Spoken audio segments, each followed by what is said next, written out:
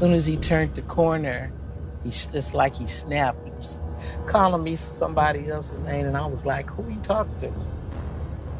And he said, look, why y'all dogging me out? And I said, dogging you? I don't even know you. What's going on, everybody? My name is Mel, and welcome to Life Coaching by Mel. Here at Life Coaching by Mel, we speak truth regarding the family. And we speak that truth here every Wednesday at 6 p.m. Central Standard Time. So be sure, if you're new to the channel, hit that subscribe button, hit that notification bell so you can get each of my videos here. Hit me in the comment section. Let me know what you think about this topic. And be sure to share this with everyone that you know. Today's video, I want to take a unique approach to a pretty somber subject. It's a very hard subject to discuss, but it is a subject I want to discuss because I believe this is a very elaborate and very extreme case that maybe doesn't apply to us directly, but it may be something that people can relate to, so to speak. If you follow my logic here, you may be able to apply this to your life and move forward in the area of rejection. So I want you guys to stick with me to the end of this video so you can get the full point. And like I said earlier, be sure to hit me in the comment section to let me know your thoughts on this. And if it does apply to you at all, let me know what you think about that. Hit me in the comment section, or you can email me. I want to hear from you guys. It's a very sensitive subject, and I hope I'm able to land that point, but let's get right into it. Ladies and gentlemen, this is Lonnie David Franklin Jr., but is actually better known as the Grim Sleeper. He was an American life taker.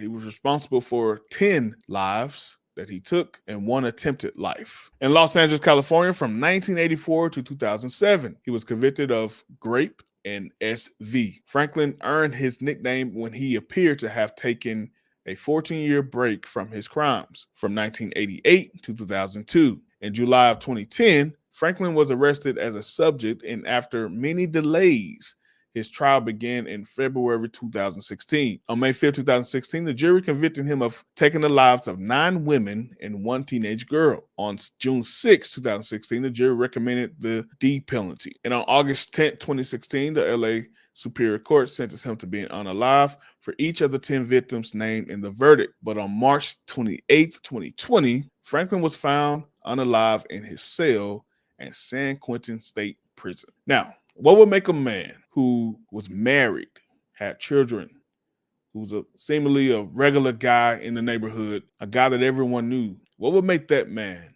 begin to unalive women, begin to essay and rape women? What would make that man do that? I submit to you that it was rejection. I watched the documentary of this, and I have put that link in the description. If you want to watch the full documentary, feel free to do so. But I want to take a couple clips from that documentary and give you guys the proof of why I believe it may have been rejection. Now, the first clip here is going to be an account from one of his best friends, describing the mindset and who he believed Lonnie was. Let's take a listen. My name is Ray Davis, and I was one of Lonnie's best friends. We talked about girls, but we wasn't, I don't think we was that real popular with the girls. Lonnie was about 5'7". He was a little bitty guy. So you have Ray, his best friend, here saying that Lonnie was not popular with the girls. The Grim Sleeper was not popular with the girls. He was somebody who was 5'7", little bitty fella, as he laughed. And they both had trouble getting women. I'm somebody who's a shorter guy. I will readily admit that. I know, any short guys know that women ain't checking for you like that. I mean, you have to have something to overcompensate, something to really get you recognized in order to get women's attention, but it won't be necessarily about your looks. Automatically, if you're in a crowd of men, 6 foot and up or whatever, over the criteria that women normally go for, you have to do something to stand out, to get women to notice you. And with that, from experience, I can tell you that is something that can hit on your insecurity. They can hit on your confidence, that you have to take measures to continue to work on yourself in other areas so that you won't allow that to frustrate you. Especially if getting women is your ultimate goal. If you're focused on women all the time, if you're focused on sexual interactions all the time, yes, it can become frustrating to be rejected by women. It can be frustrating to be looked over by women. When you see guys that have the thing that you believe you don't have, in his case being height, it can be frustrating. It can be very disappointing. It can be very disheartening. It can lead to a rage if you don't check it. Lonnie was a guy that was very much into corn. That's a word I would use here for appropriate for YouTube. but corn with a P. If you look at the documentary, they will talk about it extensively, how he had an extensive amount of corn, and having that amount of it can lead men to having insecurities about themselves. When you see men on film that are being desired by multiple women, you become envious of those men. You become envious of their lifestyle. It makes you want to replicate that. So it sounds like to me, ladies and gentlemen, that this is what Lonnie, the grim sleeper, was chasing.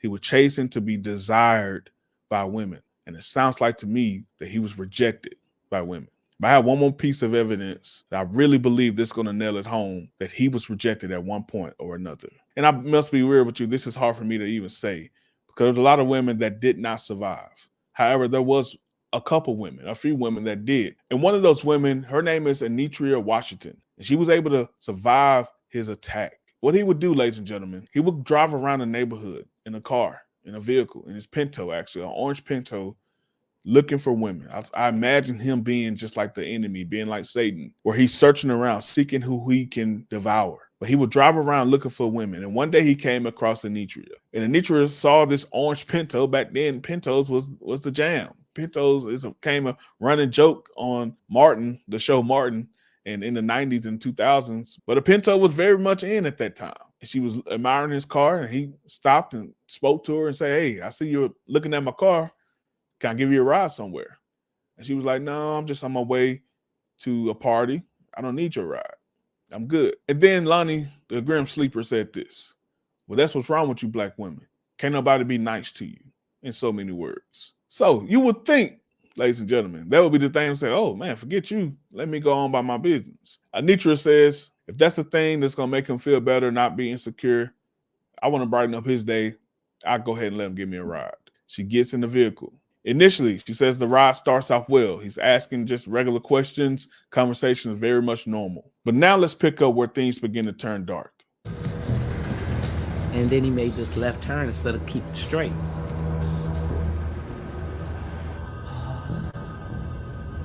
As soon as he turned the corner, it's like he snapped. He was calling me somebody else's name, and I was like, "Who are you talking to?"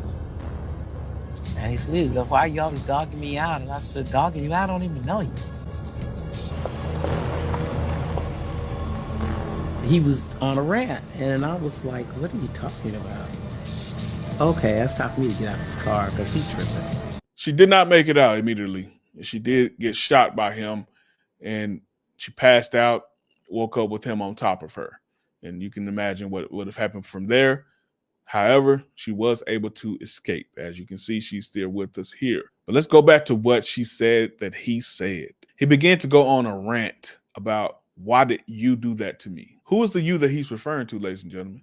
Something has happened in Lonnie's past. He was angry at her as if she was somebody from his past. As we see in most cases regarding grape and SA, this is more often than not something repressed, a repressed issue from the past, a repressed relationship from the past, a repressed rejection. Some form of rejection happened to Lonnie throughout the course of his life that now he has become revengeful. So now he's made it his life mission to revenge the rejection that he received years ago. No matter how many women he hurts, no matter how many families he destroys, he will go to the end of the earth to get that revenge for his rejection. And I can imagine it being just like any other drug that we take. It probably gave him a nice hit on that initial unalive, the initial time, the initial SA, the initial grape.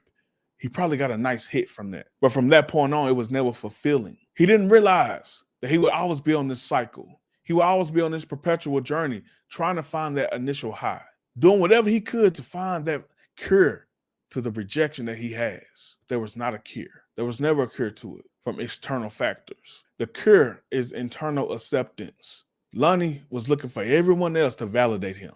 He was looking for women to accept him. He was looking for women to validate his shortcomings, maybe literal shortcomings. But he never validated himself. He never found internal fulfillment. He never found the Lord. He never found true purpose. All of his hope, all of his desire, all of his validation came from hurting others. The term hurt people is no more true than in this exact situation here. The grim sleeper. Now, this issue with Anitria is what stopped the initial spree that he was on, because he was on a long spree throughout the 80s. Well, she stopped it in the way that he was doing it with the orange Pinto. But I'm sure he found a roundabout ways, and it's still, to this day, it's no true account for how many women that he unalived. And there's a lot to be said about the women he chose to. A lot of them were sex workers, or they were women who were dealing with drug issues. So in a way, he thought it was maybe a victimless crime. But ultimately, Lonnie viewed himself as the ultimate victim. He justified within himself every single time that I can't do this because I am owed this, based on the way that I was treated, based on the way that I have been rejected. I could take a life. I can SA a woman. As the video began, I told you guys, this is a extreme case. It's maybe never something that you can see yourself doing. I get that. However, what is rejection leading you to do? What is rejection taking you to and from every single day, moment by moment, week by week, year by year? What is the thing that you're trapped in and you keep doing consecutively that you're not proud of? And you're trying to recover from that initial rejection. You're trying to revenge yourself from the rejection that you have received. What are you doing? I know for me, it was going back to somebody who didn't want to be with me for 3 years because I saw myself so low. I saw myself as the scum of the earth. That's what I deserved. I deserved to be rejected based on the life that I lived. To one day I opened my eyes and saw myself as God sees me. I'm his creature. And yes, the rejection has been a part of my life, but it's not who I am. It's not my life. It was beyond time for me to see myself for who I am, find internal acceptance from within, find true purpose from within. And there were other habits there as well that the rejection was leading me to: overeating, promiscuity, lying. But the key to unlock all those things for me, the key to turn all those things around in my life, was finally accepting who I am and loving who I am. I didn't need someone else to validate me. I wasn't searching for my ex-wife to validate me anymore. I wasn't searching for other women to validate me anymore. I began to know who I am: a man of God, a man of faith, a man of valor, a great man, a man that if I allow God in my heart, he can do things for me that nobody else could and no one else can. So frankly speaking, that is what the grim sleeper, Lonnie, was missing. He wasn't missing another woman. He wasn't missing some more corn.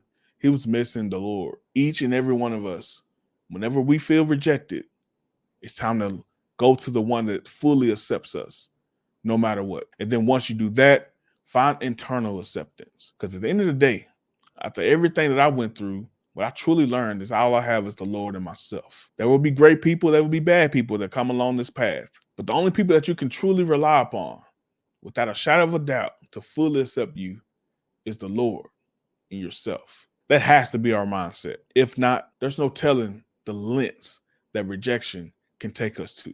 It's so easy to look at people like Lonnie, the grim sleeper, and to say, man, that's him. That man's crazy. That man is out of here, out of this world. Thank God he's no longer with us. It's so easy to say things like that. But I ask you to look yourself in the mirror and ask this question: what has rejection led me to? It's time for you to overcome it. If you need help with that, you need someone to talk to and walk through this with you, I would love to do that. Send me an email, mailcoaching@yahoo.com. I would love to be your rejection coach and help you recover from that, help you discover true acceptance from within. If you're new to the channel, once again, hit that subscribe button, hit the like button. Everybody hit me in the comment section. Let me know what you think about this topic and share this with everyone that you know. Love you guys. Take care. Let's go.